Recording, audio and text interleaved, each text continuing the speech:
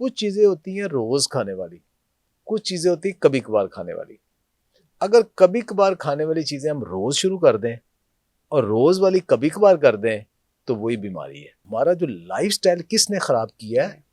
Social life ने। वो गलतियां क्या हैं जो हम सुबह सवेरे उठते ही करते हैं? सुबह उठ के सबसे बेहतर आगाज पानी है, बस ये कर लेना तो आपकी बेसिक्स ठीक हो जाती है। आपके जिस्म के अंदर फालतू किस्म की जो फैट है ना, जितनी जल्दी उससे खत्म होती है ना, उतनी जल्दी मैंने किसी और चीज से नहीं देखी। इंसानी जिस्म की जरूरत है ये एक्सरसाइज। मट्टी की हांडी जो है ना जी। वो रखी हुई है, उसके अंदर आपने पानी भी डाला है, घी भी डाला है, सारी चीजें डाली है और हल्की आंच पे रख के अपने कामों में लगे हुए हैं। वो पक रहा है, वो ऐसा सब पक रहा है, वो बेहतरीन है। मुझे पसंद है फ्राइड, ठीक, उस हाई टेम्परेचर पे करना है तो महीने में एक आध दफा खा लो भाई। हाँ, रोज रोज नहीं। अस्सलाम वालेकुम दोस्तों, मेरा नाम है Nabiha Hijaz and welcome to my podcast. आज के प्रोग्राम में हम बात करने वाले हैं हेल्दी लाइफस्टाइल के हवाले से। दो कि मैंने अपने बहुत सारे प्रोग्राम में लाइफस्टाइल को फोकस कर रखा है और हेल्थ के ऊपर, अवेयरनेस के ऊपर हम बहुत बात करते हैं। अच्छा, इस हवाले से एक मिसकंसेप्शन या आम तासुर ये है, बहुत सारे लोग ये समझते हैं कि हेल्दी लाइफस्टाइल एक लग्जरी है।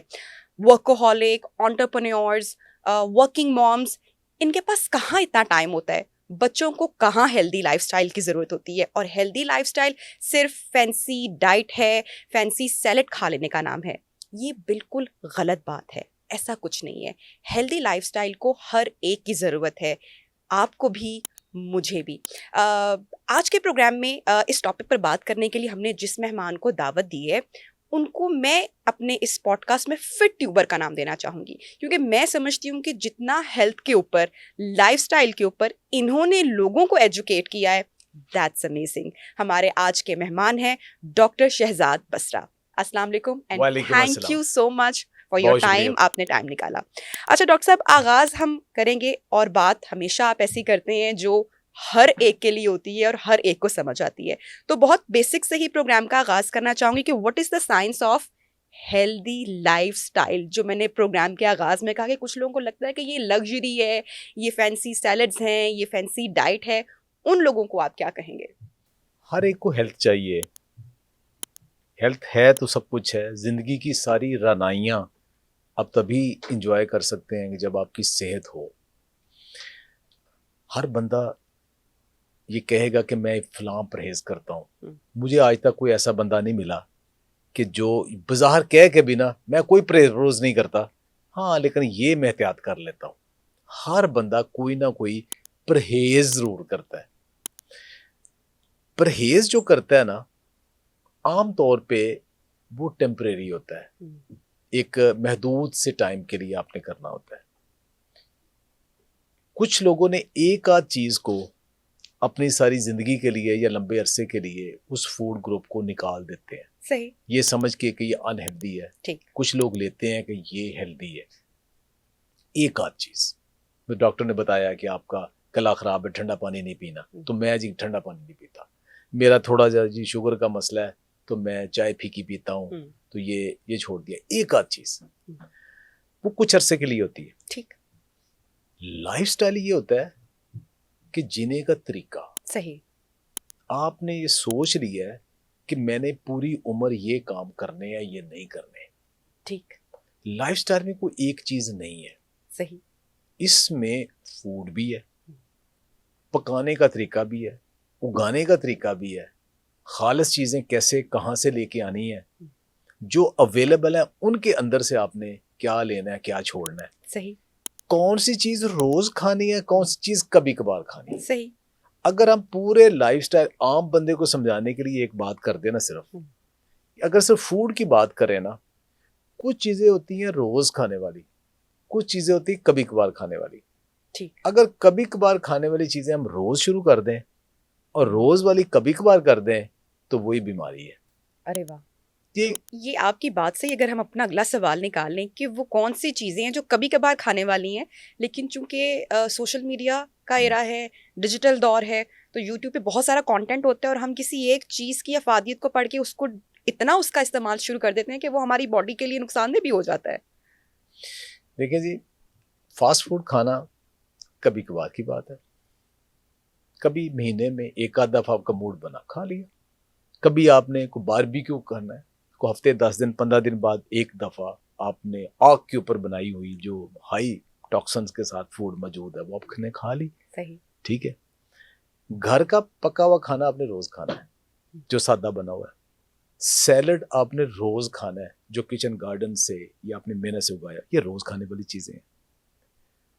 तो एक लंबी एक लिस्ट है। दही रोज खाने वाली चीज है, प्रोबायोटिक का, कैल्शियम का, प्रोटीन का बेहतरीन सोर्स है, ये रोज खाने वाली चीज है। सही। अब आप ये करें कि आप महीने में एक दफा सैलड खा लें और रोज आप पिज्जा खा लें और उसके बाद कहें कि आप सेहतमंद रहेंगे, ये ऐसा नहीं होगा।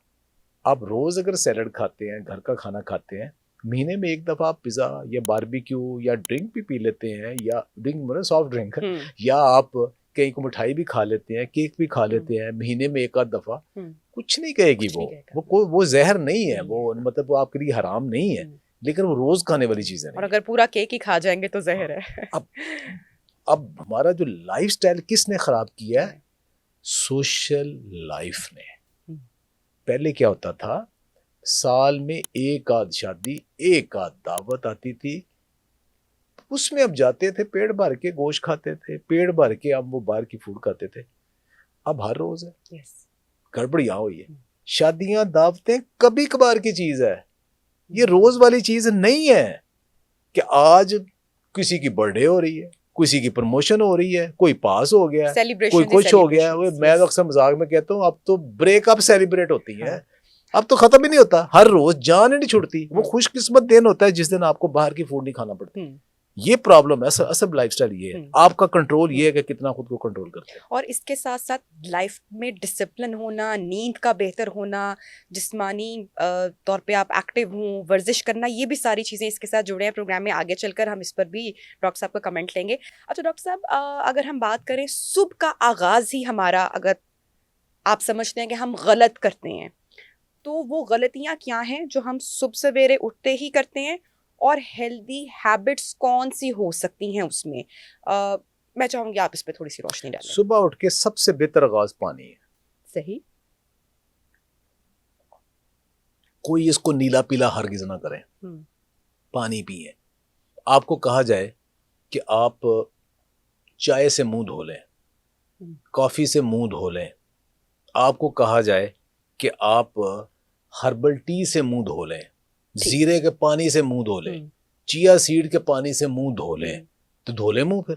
तो या आप प्रेफर करेंगे पानी से मुंह धोना है, तो सुबह उठ के भी आपने सारा अंदर धोना है आपने।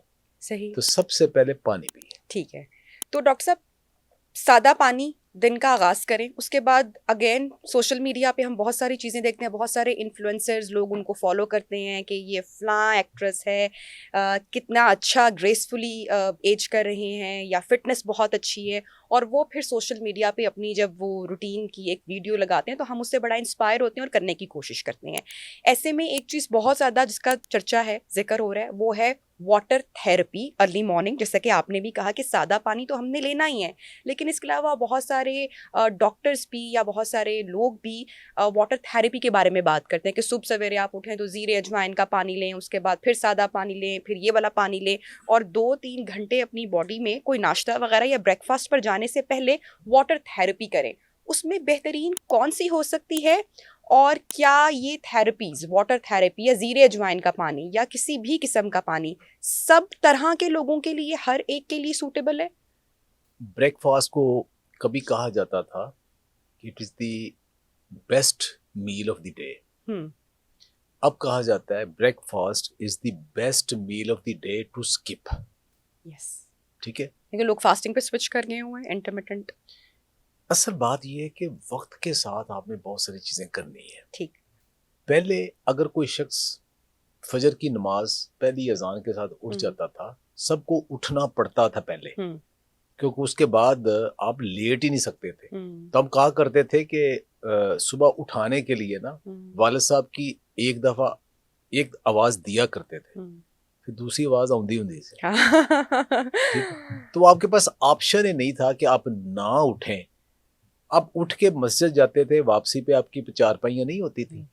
ठीक है, अब तो हर बंदे का अलग अलग कमरा है, अलग अलग, वो होता ही नहीं था पहले। तो उठना पड़ता था ना। हम्म, और जो बंदा उठ गया है, अब उसके पास 2-3 घंटे होते थे नाश्ते तक के लिए। हम्म। अब तो आपने गाड़ी में कितने बजे बैठना है अपने ऑफिस, अपने स्कूल, अपने काम पे पहुंचने के लिए। हम्म। आपको पता है उठने के बाद गाड़ी में बैठने तक मुझे 15 मिनट लगते हैं, आधा घंटा लगते हैं। आपने उतने ही टाइम पहले उठना है हम्म, ताकि उसमें बैठ जाए और चले जाए। सही। ठीक है। तो किसके पास वो इतना टाइम है हम्म, कि पहले पानी पिए, फिर वक्फे के बाद जीरा पिए, फिर दोबारा पानी पिए, फिर नाश्ता बनाए, फिर करे। रिटायर्ड लोग तो शायद कर ले, कर ले। घरेलू खवातीन ने भी बच्चों को सबको भेजना है, उनके पास भी टाइम नहीं, जिंदगी इतनी तेज है Yes. सुबह के टाइम। एक तो ये कि अगर ख़ास आपकी कोई एलिमेंट है, किसी ख़ास वजह से आप ये चीज़ें सुबह सुबह लेना चाहते हैं हम्म, तो ले लें। हम्म, अदरवाइज ये है कि उसके तरीक़ेकार ये है कि पहले पिए पानी, ठीक। उसके बाद थोड़ा सा सिस्टम को सीधा होने दें, फ्रेश हों। नाश्ते से पहले जी। अब आपने करना क्या है कि अगर आप अपनी मैदे का अच्छा सेटअप रखना चाहते हैं, उसके लिए एप्पल साइडर विनेगर बेहतरीन है, ओके। वो ले लें। अगर आपने अपने कुछ कोलेस्ट्रॉल को बाकी को मैनेज करना है, जीरे का पानी पी लें। लेकिन ये चीज़ें रोज़ करने नहीं। वाली नहीं है। हम्म, आप चाह रहे हैं कि आप कम खाएं, हम्म, आप अपने पेट को फुल करना है, हम्म, तो फिर चिया सीड पिए। वो हम्म, आपको फुलनेस का एहसास दे देगा, हम्म, कॉन्स्टिपेटेड नहीं होने देगा। ठीक है। ये उसके लिए है। उसके बाद फिर आपने डिसाइड करना है कि हम्म, क्या नाश्ता करना है, हम्म, कब करना है, कैसे करना है। हम्म। मैं इसको कहूंगा, और हर रोज भी ये चीजें लेने की जरूरत नहीं, पानी हर रोज। डॉक्टर साहब, आपका जो सुबह का आगाज है वो कैसे होता है? आपका नाश्ता कौन सा है जिस पे आप हैं, जो आप करते हैं? मेरा जो नाश्ता है ये बहुत पिछले मैं कुछ सालों से इसको लोगों को एजुकेट भी कर रहा हूँ, हाँ, और उसमें मेरा ख्याल है कि लाखों के लोग में वही नाश्ता कर रहे हैं, और उसने बहुत चेंज कर दिया है। क्या चेंज कर दिया? आपने अगर मॉडर्न लाइफस्टाइल में अपने आप को सीधा रखना है ना, हम्म, तो डाइट अपनी सीधी करने के लिए 3 असूल है मेरे। सही। पहला असूल ये है कि एक खाना दिन का कार्ब फ्री कर दें। एक खाना, कोई खाना, जो भी आप कर सकते हो। कोई नाश्ता कर सकता है, कोई लंच कर सकता है, कोई डिनर कर सकता है। एक खाना कार्ब फ्री कर दे, पेट भरे, मजेदार भरे। हम्म, दूसरा, 2 खानों के दरमियान कोशिश करें गैप हो 5-6 घंटे का, सही। कोशिश करें उसमें पानी के अलावा कुछ ना पिए, कोशिश करें। तीसरा ये है कि दिन में किसी एक खाने में आपकी ना प्रोटीन क्वांटिटी पूरी हो, ठीक। एटलीस्ट। हम्म, बस ये कर लेना हम्म, तो आपकी बेसिक्स ठीक हो जाती है। हम्म, अच्छा, अब होता ये कि दोपहर और रात को आपकी सोशल लाइफ स्टार्ट हो जाती है। हम्म, जो आपके पास चीज कंट्रोल में है वो आपका नाश्ता है। अगर आप नाश्ते में पराठा खा लेते हो, हम्म, साथ उसमें चीनी वाली चाय पी लेते हो, तो आपने सुबह सुबह ही गंदा फैट भी ले लिया, ढेर सारे कार्ब भी ले लिए, सुबह सुबह बिला वजह ले लिए, हम्म, बिला वजह। हम्म, या आपने बिस्किट, चाय, केक, रस वगैरह, या आपने सीरियल वो ले लिए, सही। तो आपने ढेर सारे कार्ब बिला वजह ही ले लिए। सही। तो उसकी बजाय क्या करें, एक low carb high protein tasty सा नाश्ता कर लें आप। हम्म, उसमें करें 1 या 2 अंडे लें, सही। उसके अंदर जो आपके घर के अंदर वेजिटेबल्स हैं वो डालें। वो वेजिटेबल्स डालें, हम्म, हल्का सा बटरिंग करें, लोहे का तवा, हम्म, और उसके ऊपर उसका एक ऑमलेट बना लें। हम्म, और आपके पास अगर दही ठीक है, दूध हम्म, आता है, उसकी एक प्याली लें, वो आप नाश्ता कर लें। सही। अच्छा डॉक्टर साहब, ये तो हम सुबह के आगाज़ की हमने बात की, और आगे ज़रा हम आज दोपहर की तरफ और फिर रात की तरफ और स्नैक्स की तरफ भी चलेंगे। सुबह वाला चैप्टर क्लोज करने से पहले बुलेट प्रूफ कॉफ़ी की भी बहुत बात हुई, और बहुत सारी सेलिब्रिटीज़ ने उसको ओन किया। देसी घी जहां हमने छोड़ दिया, वहां पर गुरुओं ने देसी घी के फ़ायदे बताना शुरू कर दिए, सेलिब्रिटीज़ ने। और सुबह का आगाज़ ही जो हम हेल्दी फैट की बात करते हैं कि कॉफ़ी में आप घी वाली चाय लें, और जैसा कि आप कह रहे हैं कि सुबह तो पानी से ही आगाज़ करना चाहिए, तो आप दिन में किसी भी टाइम इसको क्या ले सकते हैं, और इसके कोई फ़ायदे हैं भी, या ये भी अगेन सोशल मीडिया ट्रेंड है? देखिए, फैट लॉस के लिए आपको एनर्जी बूस्टिंग कुछ चीज़ चाहिए। एक ऐसी चीज़ चाहिए, खास तौर पे वर्कआउट से पहले, जिम से पहले अगर आप ब्लैक कॉफ़ी देसी घी के 1 चम्मच के साथ ले लेते हैं, जी। एनर्जेटिक रहते हैं, एनर्जी आपकी इस तरह बूस्ट होती है और ज़बरदस्त वर्कआउट करते हैं। और उससे पहले कम से कम 4-5 घंटे आपने कुछ नहीं खाया हुआ, तो आपके जिस्म के अंदर फालतू किस्म की जो फैट है ना, जितनी जल्दी उससे ख़त्म होती है ना, उतनी जल्दी मैंने किसी और चीज़ से नहीं देखी। ये मेरा पर्सनल एक्सपीरियंस है, बहुत सारे मैंने अपने कुलीग दोस्तों को करवाया है। लेकिन सुबह खाली पेट कॉफ़ी पीने का कोई तुक नहीं बनता। अच्छा। खाली पेट एसिडिक चीज़ कोई भी नहीं लेनी चाहिए। अगर फौरन बाद में आपने वो एप्पल साइडर विनेगर भी आपने कभी कभार लेना है, अपनी रोज पीएसईडी नहीं करें, लेना। रोज नहीं, कभी कभार लेना है वो भी। बाकी ये खाली पेट चाय या कॉफी कुछ भी रोज लेना ठीक नहीं है। तो डॉक्टर साहब से कॉफ़ी के ऊपर कॉफ़ी लिवर के लिए बहुत अच्छी है, जिगर की सेहत के लिए बहुत अच्छी है, तो इसका इस्तेमाल कैसे करना है? कुछ लोग हर खाने के बाद, हर मील के बाद ब्लैक कॉफ़ी के शॉट्स ले रहे होते हैं, और कुछ लोगों की सुबह का आगाज़ तो होता ही इससे, वो तो आपने बता दिया, लेकिन खाने के बाद ब्लैक कॉफ़ी के शॉट्स लेना, ये आप समझ लेंगे बेहतर है? चाय भी तो हम ले रहे होते हैं। देखें, एक दफ़ा एक बुजुर्ग मेरे पास आए, तो कुछ उन्हें हेल्थ इश्यूज थे, सही। तो उनके साथ जब डिस्कस हो रहा, साथ उनके बेटे थे, सारे लेके आए किसी रेफरेंस से, तो उनका मुझे लगा कि वो चाय के बहुत शौकीन है, और जैसे हमारी पूरी कौम करती हाँ है कि जी। हर खाने के बाद चाय पीती है, तो वो भी उनका, मैंने कहा आप ये करें, खाने के बाद चाय ना पिया करें, इसके अंदर टैनन होता है, ये प्रोटीन आपकी बाउंड कर लेता है, कैल्शियम बाउंड कर लेता है, मिनरल्स एब्जॉर्ब नहीं होने देता। तो ये भोलपुर से कहते नहीं तो मतलब फिर नाल ही पी ली है सही कि कि वो छोड़ना नहीं है या इतने गैप हम नहीं आदी लाना, हो गए हैं। आदी हो चुके हैं हम। अब जो जिनकी बात कर रहा हूँ कि जो प्रोटीन को बाउंड कर रहे हैं और मिनरल्स को बाउंड कर रहे हैं, वो कॉफी में चाय से भी ज्यादा है जी। तो फिर वो भी बाउंड करेंगे। करेक्ट। तो हर खाने के बाद ये चाय या कॉफी पीना बकवास हेल्दी नहीं है। नहीं। तो आपका ठीक है, आपका मजाज है, आपने पीनी है। आप कहते हैं जी, जैसे गोरे कहते हैं बियर नहीं पीनी तो जिंदा क्यों रहना। हमारे यहाँ लोग हैं, उसमें शायद मैं भी शामिल हूँ, कौमी चाय, मशरूब हमने तो कह दिया हाँ, ना, कि चाय तो चाय कौमी नहीं पीनी मशरूब तो है। फिर जिंदा रह के करना है, की Yes. हेल्थ की करनी। Yes. जो लोग ज्यादा शौकीन हाँ। है तो उनको कंप्रोमाइज नहीं है, लेकिन ये समझ लें कि आपके साथ ये नुकसान कर रहा है, आपके कोलेजन को रोक रहा है। डॉक्टर साहब, कोलेजन का जिक्र करके आपने खवातीन का जो फेवरेट टॉपिक है वहाँ पे आपने मेरे ख्याल से कि अब ये खवातीन और मेरा भी मेरे ख्याल से इस पर बात होनी चाहिए, क्योंकि कोलेजन जो है वो हमारी अच्छी स्किन के लिए, गुड स्किन के लिए बड़ा इंपॉर्टेंट है। और जब आप 40 इयर्स के होते हैं तो बॉडी के हार्मोन्स भी चेंज हो रहे होते हैं, फिर खवातीन का जो वेट गेन है वो भी चल रहा होता है, डाइटिंग की तरफ भी जा रही होती हैं, क्रैश डाइट करती हैं, हार्मोन्स इम्बैलेंस होते हैं, उसकी वजह से स्किन हमने देखा है कि वो बहुत कॉम्प्रोमाइज़ हो जाती है। अच्छा, अभी मार्केट में बड़े अच्छे कोलेजन सप्लीमेंट्स वो भी अवेलेबल है, एक तो उसकी आपके बारे में क्या राय है? वो लेने चाहिए, सेफ़ हैं, किस तरह से उनका इस्तेमाल करना है? और जो हमारे नेचुरल फूड्स हैं, हमारे जो खाने हैं, उसमें से अगर हमें कोलेजन लेना है तो हमें कैसे लेना है? अब जो पुरानी हमारी अम्मियाँ, नानियाँ वगैरह, ये तो पाए वगैरह के बड़े शौकीन होते थे, घरों में बनते थे, दो के अनहेल्दी तरीके से बनते थे, लेकिन कोलेजन आपको पता है कि जो भी बोन ग्रोथ है उसमें तो होती है और वो स्किन के लिए बड़ी अच्छी होती है। अब जब हम क्रैश डाइट की तरफ गए, डाइट की तरफ गए, एक्सरसाइज की तरफ गए, तो बिल्कुल स्किन का बेड़ा गर्क हो गया। इस पे आप क्या कहेंगे?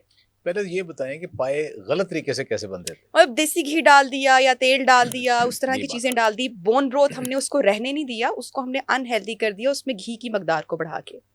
आप सबको छोड़ दे, सिर्फ देसी घी ले लें, उससे अच्छी हेल्दी कोई चीज नहीं है।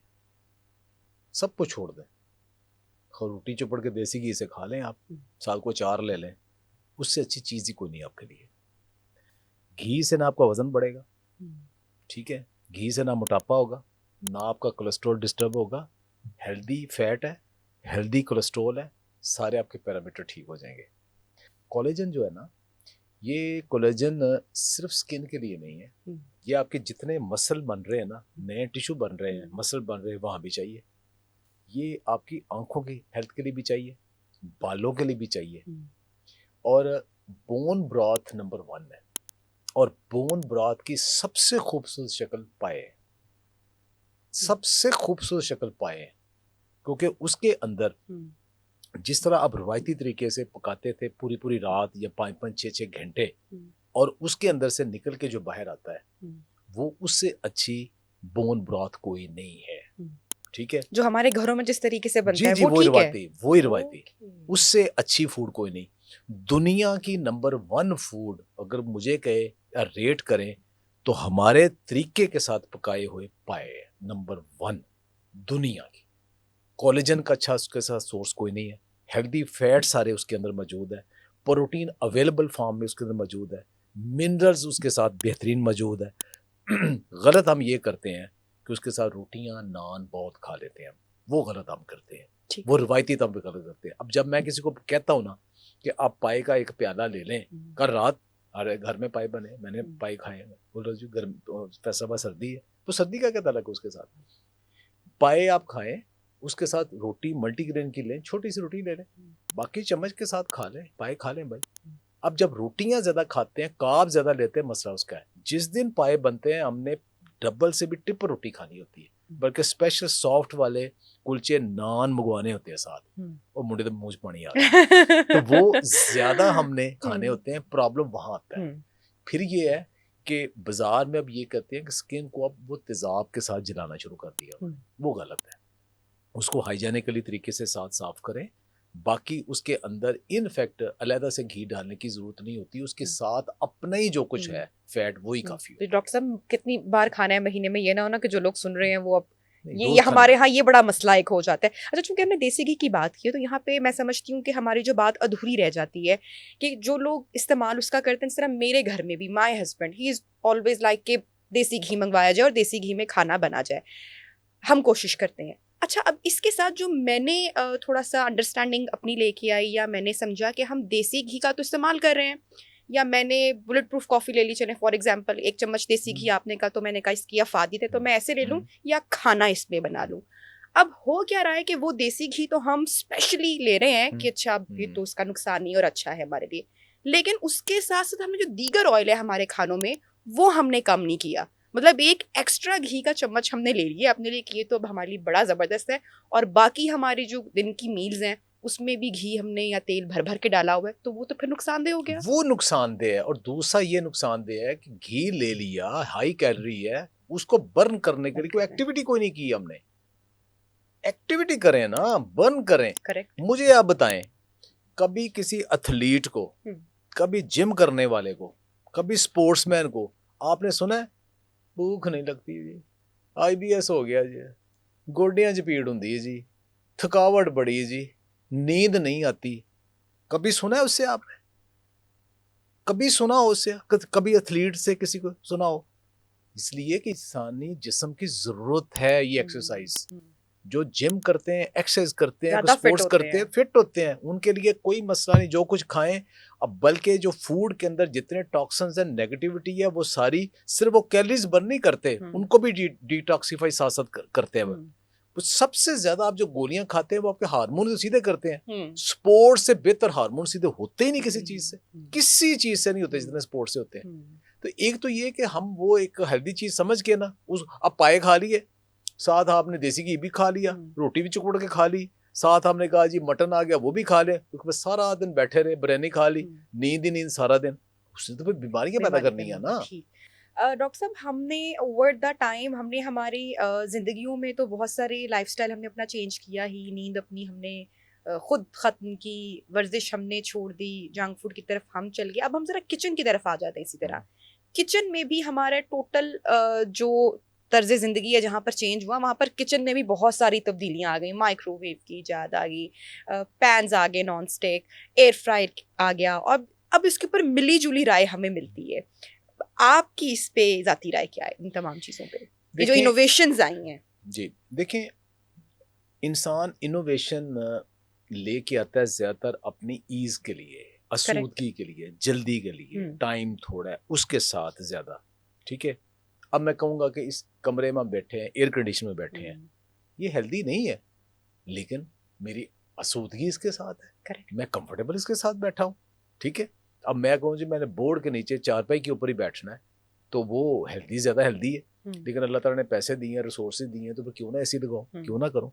चीजें वो सारी आती हैं, लेकिन इसको आपने जुडिशली कैसे यूज करना है। अब फूड अच्छी बुरी है वो अलग बात है। अब अच्छी फूड भी ले लेते हैं, फॉर एग्जाम्पल किचन गार्डनिंग कर लेते हैं, बड़ी मेहनत से देसी अंडे ले आए, बड़ी मेहनत से आप देसी मुर्गे का गोश्त भी ले आए, आप देसी बकरा भी ले आए, सब कुछ ले आए, आगे गलत तरीके से पका के बड़ा कर दिया आप। अब जो यूटेंसिल्स एक चीज है, कुकिंग मेथड दूसरी चीज है, ये दोनों बड़े मैटर करते हैं। ठीक। अब रवायती तौर पे क्या होता था कि वो आग जलाई आपने, हाँ। लकड़ी पे आग जलाई, वो इतनी तेज आग होती ही नहीं थी, ठीक है। उसके ऊपर आपने मट्टी की हांडी जो है ना जी। वो रखी हुई है, उसके अंदर आपने पानी भी डाला है, घी भी डाला है, सारी चीजें डाली है, और हल्की आंच पे रख के अपने कामों में लगे हुए हैं। वो पक रहा है, वो आहिस्ता से पक रहा है, वो बेहतरीन है। अब जो यूएसडीए कह रहा है और एफडीए की रिकमेंडेशन भी है कि जो खाना पकना है, खास में गोश्त है, चिकन है, अंडा है, बाकी सारे सब्जियां हैं, उनकी जो रेंज ऑफ टेम्परेचर है ना वो 63 से 75 डिग्री सी है। ठीक है। ये आइडियल है जिसके अंदर सबसे कम टॉक्सिन्स बनते हैं। सही। कुकिंग से बनने तो हैं, थोड़े बहुत तो बनने हैं, लेकिन वो सबसे कम इसमें बनते हैं, सबसे सेफ टेम्परेचर ये है।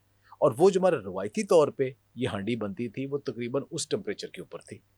अच्छा, अब आपके पास आ गया कि हाई टेम्परेचर कुकिंग करनी है आपने, जो डीप फ्राइंग है, एयर फ्रायर है, माइक्रोवेव है, और उसके बाद फिर बारबेक्यू आप करते हो, ग्रिलिंग करते हो, ये सारे के सारे इनका टेम्परेचर 150 लेके 250 डिग्री सेल्सियस तक है। रिकमेंडेड कितना है? 70-75 तक। और आप कितने टेम्परेचर पे जा रहे हो? अब जब इस टेम्परेचर पे जाओगे तो उसके अंदर तो फिर बनेंगे। अच्छा, अब आप अपनी सारी की सारी कुकिंग इस टेम्परेचर पे शिफ्ट कर दोगे, इसका मतलब सुबह दोपहर शाम जो खा रहे हो वो सारा गड़बड़ है। ठीक। हाँ, आप कहते हो जी कि मुझे पसंद है जी बारबेक्यू, मुझे पसंद है फ्राइड, ठीक, उस हाई टेम्परेचर पे करना है, तो महीने में एक आध दफा खा लो भाई। हाँ, रोज रोज नहीं। अगर आप रोज सारी की सारी कुकिंग उसके ऊपर शिफ्ट कर दो, लोग कहते हैं जी लो जी इस जमाने में हमें ये कह रहा है जी कि स्लो हीट पे पकाओ भाई, पर टाइम क्या है? 6-6 घंटे तो मोबाइल पे बैठे रहते हो सारे, खाना क्या है? तो टाइम क्यों नहीं है आपके पास?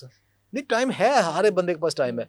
किसी बंदे का देख ले स्क्रीन टाइम 4 से 6 घंटे है। हाँ जी, अभी चेक कर लें आप। अभी चेक कर ले, किसी ज्यादा का होगा, ज्यादा होगा कम से कम। और उसमें आपके पास आधा घंटा हांडी पकाने के लिए नहीं है कि उसको जरा स्लो हीट पे, नॉर्मल हीट पे पका लें जरा। वो पंजाबी का मुहावरा है, जहां पे तरकाड़ा कुछ अजी मारे छाड़ा। अब वो सारा हो रहा है। अब ये मुश्किल मुहावरा है, शायद समझ ना लगी हो। तरकाला कहते शाम, कि शाम को अब जब मर्दों ने काम करके वापस आना है, ठीक, कुछ अजी जिनको चज कोई नहीं, अब वो ने दौड़े लगाना शुरू कर दिया, वो हो उसको टाइम पे खाना नहीं पकाया, अब वो छलांगे मार रही, कभी ये कर रही, कभी वो कर रही। अब हर वक्त ही हर कोई कुचजा बना हुआ है, हर कोई छलांगे ही मार रहा है कि जल्दी जल्दी जल्दी करना है। अब उस जल्दी का फिर नुकसान तो भुगतना पड़ेगा। अब ये देखें, ये कभी कभार खाना गर्म करने के लिए माइक्रोवेव से अच्छी चीज ही कोई नहीं। न्यूट्रिएंट आपकी मेंटेन रहते हैं, उसके अंदर जाया नहीं होते। सही। ये इसके ऊपर मैंने बड़ा रिव्यू किया कि किस मेथड से न्यूट्रिएंट सबसे ज्यादा जाया होते हैं, अच्छा, किससे सबसे कम होते हैं। सही। ये बड़ी हैरानकुन बात है। अच्छा, मुझे आप बताएं सबसे ज्यादा न्यूट्रिएंट किस में लॉस होते हैं? हाई फ्लेम पे जब हम बहुत कुक कर लेते हैं या डीप फ्राई कर लेते हैं? नहीं, बॉइलिंग से। बॉइलिंग से? जी, सबसे ज्यादा न्यूट्रिएंट लॉस किस में होता है? बॉइलिंग से। कि जब आप पानी डाला है सारा कुछ, तो सॉल्युबल है, तो सारा उसके अंदर चला गया। या तो उस पानी को भी साथ यूज करें एज ए सूप, होता ही है कि उसको आप ड्रेन कर देते हैं बहुत सारा, तो उसमें फैट सॉल्युबल भी गए, वाटर सॉल्युबल भी गए, विटामिन्स भी ढेर सारे निकल गए। तो बॉइलिंग से निकल गए। मैं नहीं कहता बॉइलिंग आपने नहीं करनी, वो भी करें, टेंडर हो जाती है, उसमें फैट यूज नहीं हो रहा, बहुत सी चीज है। अच्छा, सबसे ज्यादा न्यूट्रिएंट का लॉस कम किस मेथड में हो रहा है, जिसमें ऑलमोस्ट हो ही नहीं रहा न्यूट्रिएंट लॉस, सेम वही रह रहा है? किस मेथड की कुकिंग से हो रहा है? आप बताएं। माइक्रोवेव। वाह। अब मैं लोगों को कहना जी इन्हें जी माइक्रोवेव कंपनी को पैसे लेने, मैं रिसर्च बेस बता रहा हूँ ना भाई। माइक्रोवेव ने वो 2.45 गीगाहर्ट्ज जो है ना, वो उसकी ये माइक्रोवेव ये होती है इतनी रेडिएशन, ये आयोनाइजिंग नहीं है। डॉक्टर साहब, ये वेव आती है, हम वीडियोस देखना शुरू किए, माइक्रोवेव, आप खाना गर्म कर रहे हैं, पुराने मेथड्स पे चले जाएं, कैंसर हो जाएगा, ये एक ऐसी वेव आती है कि हमारे जहनों के अंदर एक वो सवाल पैदा कर देती है, लोग उससे परेशान। अब जैसे एयर फ्रायर आया, आप डीप फ्राई से बचे खाने से, उसके ऊपर वीडियोस आना शुरू हो गई कि नहीं इसमें तो टेम्परेचर, इसमें तो ये हो जाता है, वो हो जाता है, आप खाने के सारे न्यूट्रिएंट्स चले जाते हैं, तो ये भी खतरनाक है, इससे भी कैंसर हो रहा है। सो ये जो वेव्स आती हैं और इस तरह का कंटेंट आना शुरू हो जाता है। कैंसर तो बहुत बाद में आना है, सबसे पहली हाँ। चीज इन्फ्लेमेशन है और न्यूरोटॉक्सिसिटी है। ये जो आप यूज कर रहे हैं ना, एक तो ये नॉन स्टिक पैन, इसके अंदर से जो मटेरियल निकल रहे हैं ये आपकी इन्फ्लेमेशन भी कर रहे हैं, न्यूरोटॉक्सिक भी है और इन लॉन्ग रन कैंसर भी है। और सिमिलरली जब आप डीप फ्राई करते हो किसी फूड को भी डीप फ्राई करते हो, अब ये कि अगर आप उसमें हाई स्मोक वैल्यू वाला कोई यूज कर लो, जैसे देसी घी है, कोकोनट ऑयल है और या कैनोला बीज का खुद तेल निकाला है, बाजार वाला नहीं, तो फिर ये कि उसके चांस थोड़े कम हो जाएंगे, खत्म नहीं होंगे। होना तो लाजमी है। हाई टेम्परेचर के ऊपर जब प्रोटीन और कार्ब ने मिलना है तो उसके अंदर एक्रिलामाइड तो बनना ही बनने हैं, और जब घी ने फ्राई होना है सही, उसने एल्डिहाइड तो बनने पेरोक्साइड्स तो बनने ही बनने। अगर रीयूज बार बार कर रहे हो पर उसमें ट्रांस फैट्स भी बनने ही बनने, ये तो बनने फिर उसके अंदर और भी बहुत सारे कंपाउंड्स हैं, वो तो बननी ही बननी। अच्छा, जब आप इसका मतलब डीप फ्राई फूड कर रहे हो, ठीक है, उसको अच्छा सबसे टेस्टी फूड डीप फ्राइड होता है, तो वो टेस्ट के लिए कंप्रोमाइज करते हो तो आप हेल्थ पे कंप्रोमाइज कर रहे हो, तो वो कर ले, रोज ना खाएं, रोज ना खाएं, कभी कभी कर लें। दूसरा उसको मिनिमाइज करें कि उसके घी बेहतर यूज कर लें, ठीक है। अच्छा, ज्यादा उसमें प्रॉब्लमेटिक चीज एक्रिलामाइड से भी कहीं ज्यादा खतरनाक चीज है जो उसके अंदर ट्रांस फैट्स बन रहे हैं, एल्डिहाइड बन रहे हैं रीयूज से, बार बार आप किए जा रहे हैं। आप जो बाजार से तेल ला रहे हो ना, उसको 3 दफा तो वो यूज कर चुके हैं। आपकी कुकिंग मैक्सिमम किस टेम्परेचर पे होती है घर में? 150 पे, 200 पे। वेरी हाई आप डीप फ्राई करोगे या आप एयर फ्राई करोगे तो आप 250 पे जाओगे, ठीक है। वो बाजार वाले जो है ना, जो वो 400 टेम्परेचर के ऊपर उसको कर चुके हैं। पहले 100 करते हैं, फिर 200 करते हैं, फिर 400 के ऊपर करते हैं, ताकि इसके अंदर से स्मेल खत्म हो जाए, क्योंकि उनका टारगेट है क्लियर हो, स्मेल ना हो। और उसके बाद अम्मी ने डीप फ्राई 3 दिन किया, उसके बाद खाने में बचा हुआ डाल लिया। यानी वो हमारे पास जो आ रहा है वो ऑलरेडी उसके अंदर ट्रांस फैट्स हैं, सारा कुछ है, वो ऑलरेडी 3 दफा यूज हो चुका है। और घर हम कह रहे हैं जी सिंगल टाइम यूज करें, वो 3 दफा तो पहले यूज हो गया। तो घर में जो आपका ऑयल है, कोई ऑयल है, वो ऑयल होता ही सिंगल टाइम यूज करिए। डॉक्टर साहब, इसी के साथ शॉर्ट कमेंट एयर फ्रायर पे, इसका फिर आप समझते हैं कि बहुत बेहतरीन अल्टरनेट जो है वो एयर फ्रायर है? देखें, एयर फ्रायर को भी अगर आप ठीक तरीके से यूज करें, फिर एयर फ्रायर ठीक है एक लिमिट तक। अच्छा। रोज यूज करने वाली चीज एयर फ्रायर भी नहीं है। क्यों? नंबर 1, जिस temperature, for example 70 temperature, maximum 100 temperature को कुकिंग करनी, एयर फ्रायर में तो होती ही नहीं। उसमें तो आमतौर पे 200-250 टेम्परेचर जाता है। हाई टेम्परेचर उस पे भी उतना ही जाता है जितना डीप फ्राई के ऊपर जाता है। ठीक है। हाँ, आप उसमें ऑयल बहुत कम यूज कर रहे हो, थोड़ा बहुत तो लगाना पड़ता है ना, कम यूज कर रहे हो, तो इसलिए जो ऑयल के साथ जो टॉक्सिन्स हैं वो नहीं पैदा होंगे या कम होंगे। ठीक है। दूसरा एक्रिलामाइड होता है, अगर तो आपने उसमें आलू, अगर आपने रोल्स, समोसियां या जिसके अंदर कार्ब्स हैं, उनके अंदर डीप फ्राई से भी ज्यादा एयर फ्रायर के अंदर एक्रिलामाइड बनते हैं। यही सब खाने के लिए तो एयर फ्रायर ले रहे हैं। यस। अगर आप चिकन के लिए करें तो ठीक है, तो बेहतर है। लेकिन जहां आपने आलू से करना है, स्टार्च से करना है, वो खतरनाक है। देखिए कितना आम फूड में कहते हैं जो परमिसिबल लेवल कितना है एक्रिलामाइड का, जो एफडीए कहता है जी कि मैं तो वो तो कहते हैं जी 0 ही होना चाहिए। ये तो है ही न्यूरोटॉक्सिक है, इसका हम 1-2 लेवल भी नहीं कर सकते। लेकिन आप कुछ भी खाते हो ना, हर चीज में थोड़ा बहुत एक्रिलामाइड होता है, जिसम उसको एडजस्ट कर लेता है। किसी में 20, किसी में 30, किसी 40। आप डबल रोटी बाजार से लेके आते हो 20-22, उसमें भी होता है। आलू जो फ्राइज बनाते हो आप घर में, उसमें कितना होता है? 600 से 700। और जो पैकेट वाला लेते हो कितना होता है? 2500 एक्रिलामाइड। बच्चों को जहर खरीद के दे रहे हैं और घर में बना के दे रहे हैं। और घर में क्या हो रहा है? या डीप फ्राई, नहीं जी ऑयल बहुत लग रहा है जी, इसको एयर फ्रायर में कर दो। भाई एयर फ्रायर ले लिया है तो एयर फ्रायर तो देखो उसके अंदर टेफलॉन तो नहीं लगा हुआ, नॉन स्टिक तो नहीं है। बहुत सारे, ये बात सुन ले ना, सस्ते वाले एयर फ्रायर जो है ना, उनके अंदर वो नॉन स्टिक लगा होता है, वो तो इंतहाई खतरनाक है। हाई टेम्परेचर के ऊपर उसने तो टॉक्सिन बनाने।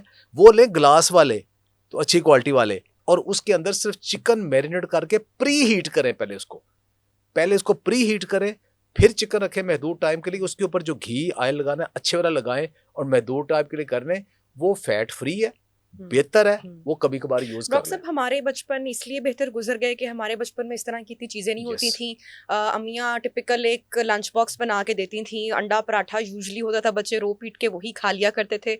अब चूंकि बच्चों के पास भी इतनी चॉइसेस आ गई हैं, तो Yes. उन्होंने डोनट लेके जाना है, या माओ ने घर में समोसे बनाए हुए हैं, या डब्बों वाले आ गए हैं, या नगेट्स आ गए हैं, और वो डेली फ्राइंग पे चीज़ें जा रही हैं। और फिर बच्चों की सेहत और बच्चों में जो ओबेसिटी है, अब वो हम देख रहे हैं कि जो स्कूल गोइंग किड्स हैं उनमें जो मोटापा या जो ओबेसिटी है वो कितनी ज़्यादा है। तो माँओं के लिए तो फिर ये बड़ा इंपॉर्टेंट सेगमेंट है। आप इसको समझिएगा, सोचिएगा कि हमने जो अपने बच्चों की हैबिट्स डेवलप करनी है वो यही टाइम है, और हम अपने बच्चों को इसी उम्र से, क्योंकि कोई माँ नहीं चाहती कि वो जहर दे, लेकिन हम ना जानते हुए उनको वो सब कुछ दे रहे हैं। डॉक्टर साहब, आगे बढ़ते हैं और बात करते हैं प्रोबायोटिक के हवाले से। कांजी का बहुत जिक्र आ रहा है। आपका फेवरेट प्रोबायोटिक फूड कौन सा है? और जहाँ तक रही बात कांजी की, तो अब से पहले इसका नाम मैंने पूरी जिंदगी मैंने नहीं सुना था। देखिए जी, दुनिया में जो सबसे ज्यादा नंबर 1 जिसको कंसीडर किया जा रहा है प्रोबायोटिक, वो सारा क्राट को किया जा रहा है नंबर 1, और उसको बनाना भी बड़ा आसान है। मैं पिछले 2 माह से कोशिश कर रहा हूँ। कई दफ़ा मैंने कैबेज ला के ख़राब की है, फिर फेंकी है, फिर करता हूँ, घर में भी उगाई करता हूँ, लेकिन इंशाल्लाह करूँगा। दूसरे नंबर पे दही है, और फिर ये कांजी है। ये कांजी शायद आपने ना सुनी हो, लेकिन हमारे बचपन में गलियों बाजारों में मटकों के अंदर कांजी बिका करती थी। ये सर्दियों के एंड के ऊपर काली गाजर आया करती थी। उस काली गाजर को वो डाला करते थे मटके के अंदर, बड़े बड़े मटके ठेलों के ऊपर पड़े होते थे, और उसके अंदर नमक और साथ उसमें सरसों के बीज डाल के तो उसको फर्मेंट कर लेते थे, और उसी में वो बड़ा एक जबरदस्त किस्म का मजेदार किस्म का ड्रिंक होता था। अब उसको थोड़ा मॉडिफाई कर लिया गया। कैसे मॉडिफाई कर लिया गया? अब काली गाजर मिलती नहीं, अब उसको चुकंदर के साथ कर लिया गया। तो चुकंदर कैसे करनी? एक चुकंदर का पीस लें, ठीक है, उसको आप छोटे छोटे स्लाइसेस, जैसे ये फ्रेंच फ्राइज वाले होते हैं, ऐसे स्लाइस काटें, और उसको एक ग्लास के जार के अंदर डाल दें, और उसके अंदर एक जो टीस्पून है ये पिंक हिमालयन साल्ट, जो लाहौरी नमक जिसे कहते हैं हम, ढेले वाला नमक, जो बाजार वाला नहीं, ये वाला, यही डालना है। ये उसके अंदर डालें, और उसके अंदर नीम गर्म पानी फुल कर दें, और ऊपर से उसको एयर टाइट कर दें, और 3 से 4 दिन के लिए उसको रख दें। सही। अच्छा, उसके अंदर फर्मेंट हो जाएगा। 3-4 दिन के बाद उसे खोल लें, वो आपका कांजी तैयार है। और अच्छा, उसके अंदर वो भी डालते हैं, सरसों के बीज भी डालते हैं, 1 चम्मच नमक और 1 चम्मच सरसों के बीज भी डालते हैं। अब इसका हमारे जिस्म को क्या फायदा मिलेगा? फायदा क्या है इसका? नंबर 1 फायदा क्या है? नंबर 1 फायदा है प्रोबायोटिक। हमारी जो बड़ी आंत है ना, जिसको गट कहते हैं जी, उसके अंदर बैक्टीरिया होते हैं, जो कि हमारे बड़े ही प्यारे दोस्त हैं। अच्छा, उन्हें खाने को सिर्फ और सिर्फ क्या चीज़ चाहिए? उन्हें वो चीज़ चाहिए जो हमारे काम नहीं आती, वो है फाइबर। हम उनके लिए खाते हैं। एक तो हम पानी रिटेंशन के लिए, कॉन्स्टिपेशन के खाते हैं, दूसरे उससे अपनी खुराक ले लेते हैं। ठीक है, यानी हमारी खुराक को वो नहीं खाते, वो खुद खाते हैं, और उसके बाद बनाते क्या हैं? वो बनाते हैं फिर हार्मोन्स। हमारे ज़्यादातर हार्मोन वो बनाते हैं, बहुत सारे विटामिन्स बनाते हैं, और हमारे डाइजेशन सिस्टम को सारा ठीक करते हैं। बल्कि कहा ये जाता है कि जिसकी गट हेल्थ ठीक है वो बंदा सेहतमंद है। अच्छा, अब ये जो प्रोबायोटिक्स है ना, ये प्रोबायोटिक दरअसल वही बैक्टीरिया है, इसके अंदर वही बैक्टीरिया है। प्रोबायोटिक कहते हैं उन बैक्टीरिया को, यानी आप ये कांजी या सारा क्राट या दही, मेरा सबसे फेवरेट ये दही, ये 3 टॉप की चीजें हैं। डॉक्टर, दही से ज्यादा जो है वो हमें न्यूट्रिएंट्स मिल रहे हैं कांजी में? नहीं, तीनों चीजें अलग अलग है। अच्छा, अलग अलग है, ठीक है। प्रोबायोटिक तीनों के अंदर है, ठीक है, लेकिन बाकी न्यूट्रिएंट्स अलग अलग मिल रही है ना। बस कांजी में प्रोटीन तो नहीं है ना, दही के अंदर प्रोटीन बहुत है, कैल्शियम बहुत है, उसमें ये नहीं है।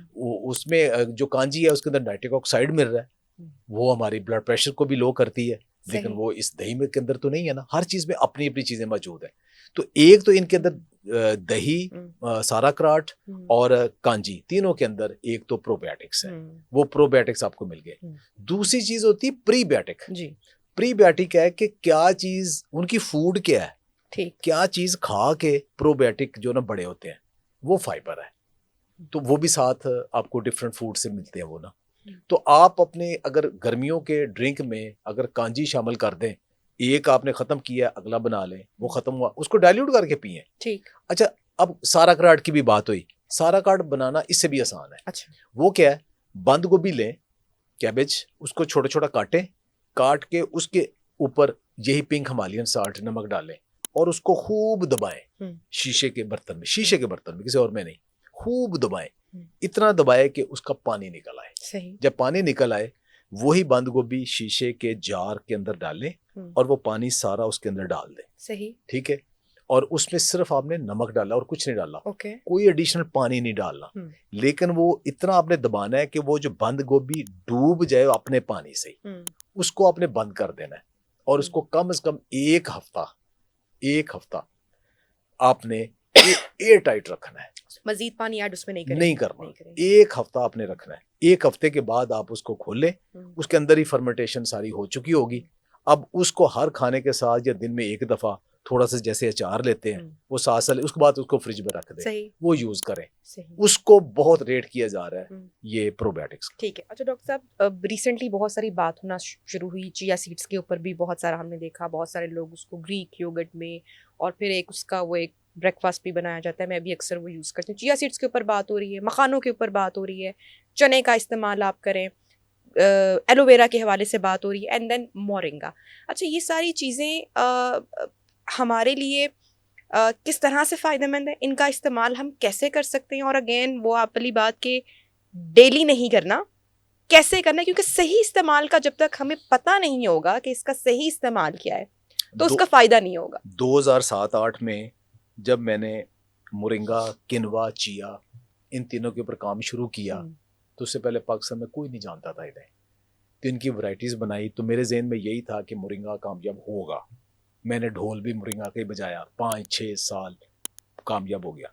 लेकिन फिर किनवा की वैरायटीज़ अप्रूव हुई, किनवा अभी तक मैं उस पर रिसर्च कर रहा हूँ किनवा आगे निकल गई। उसके बाद चिया, जिसको मैं इतना रेट करता ही नहीं था, बस जस्ट ये कि बस लगा लिया, चले ये भी एक नई फसल है।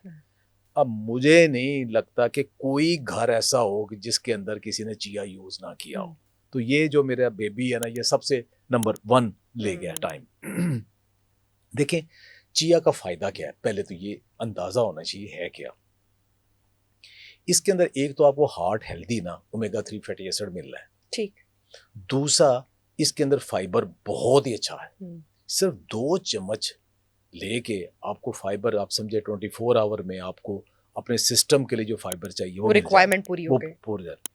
अच्छा, तीसरा ये कि इसके अंदर कैल्शियम बहुत अच्छी क्वांटिटी के अंदर मौजूद है। फिर ये कि मैग्नीशियम, मैंगनीज और आयरन भी मौजूद है, ये इसके बेनिफिट्स हैं।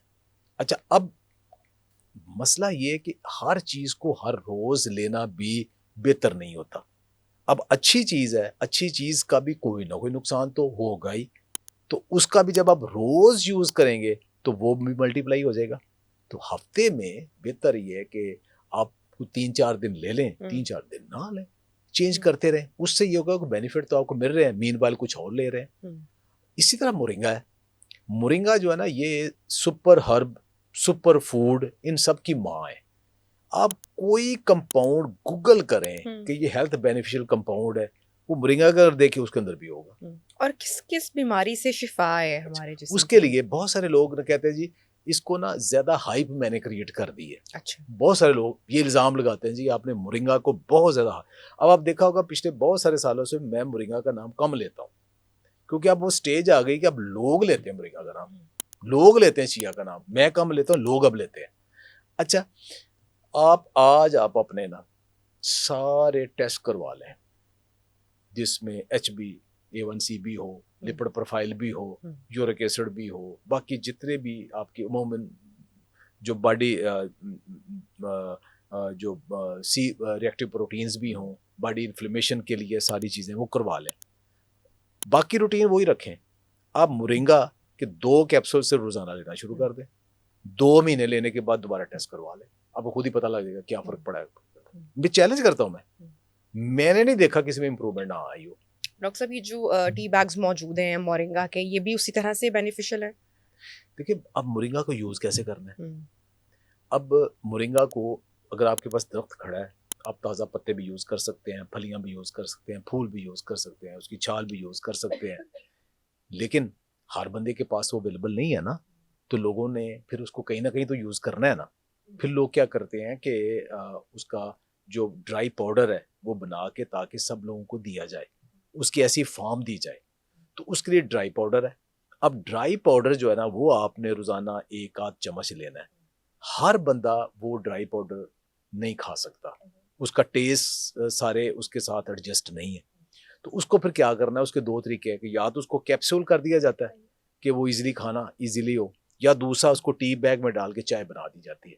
चाय के अपने फ़ायदे हैं, क्योंकि जब हम 80-90 टेम्परेचर के ऊपर पत्तों को जैसे ग्रीन टी बनाते हैं ना, उसके अंदर डालें ना, तो उसके अंदर से जो फेनोलिक कंपाउंड्स निकलते हैं ना, तो वो उस टेम्परेचर के ऊपर वो बड़े ज़बरदस्त है, एंटीऑक्सीडेंट भी। लेकिन जब बॉयल कर लेंगे फिर वो कम हो जाते हैं। ठीक।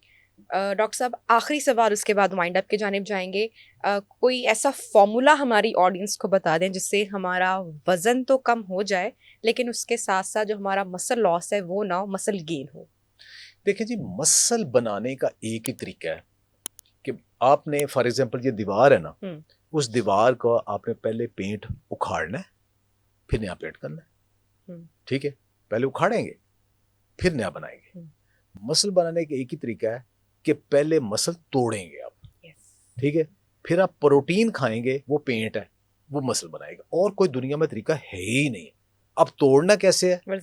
वो वर्जिश से है, वो हाई इंटेंसिटी इंटरवल ट्रेनिंग है, वो जिम ट्रेनिंग है, वो वेट ट्रेनिंग है। ठीक है, वो जॉगिंग है। आपने जैसे जैसे भी करना है ना, आपने अपने मसल तोड़ने हैं, और वो जिम इंस्ट्रक्टर के साथ एक तरीके के साथ करें, खुद से नहीं जाके। हाँ, वहां अब देखिए लोग मेरे साथ फिर डिबेट करते हैं। मैं उन्हें कहता हूं कि आप नॉर्मल फूड से अपनी प्रोटीन लें। ठीक। जब आप नॉर्मल फूड से प्रोटीन नहीं लेते या नॉर्मल फूड से कोई चीज नहीं लेते, फिर डॉक्टर कहता है इसमें डेफिशिएंसी, इसको सप्लीमेंट दो। अब किस फूड के अंदर प्रोटीन नहीं है? जल्दी काहे की पड़ी है? खाएं, गोश्त खाएं, अंडे खाएं, दालें खाएं, सब कुछ खाएं, आहिस्ता आहिस्ता हो जाएगा। लेकिन वो जल्दी में पड़े हुए फिर सप्लीमेंट पड़ जाते हैं। वो सप्लीमेंट गलत नहीं है, लेकिन वो महंगे हैं और उसके अंदर स्टीरॉयड यूज हो रहे हैं ताकि अच्छे रिजल्ट आए। उसके फिर नुकसान ज्यादा होंगे, फायदे कम होंगे। अब फैशन हो गया ना, जब से खवातीन को ज्यादा हो गया कि हम ये अच्छी दिखें। मर्दों का अब सोशल प्रेशर ये हो गया कि उनके मसल वगैरह नजर आए, तो वो जल्दी मसल बनाने के लिए फिर वो सप्लीमेंट साथ लेते हैं। हालांकि वो नेचुरल लेंगे, उससे भी बनेंगे, अच्छे तरीके से बनेंगे, लेकिन टाइम लगेगा जरा। डॉक्टर साहब, थैंक यू सो मच, आपने टाइम निकाला और इतनी अच्छी गुफ्तगू हमारे साथ, इतनी अच्छी टिप्स आपने शेयर की। आई होप आपको भी प्रोग्राम पसंद आया होगा। अपना फीडबैक लाजमी हमारे साथ शेयर कीजिएगा। टेक केयर, अल्लाह हाफिज।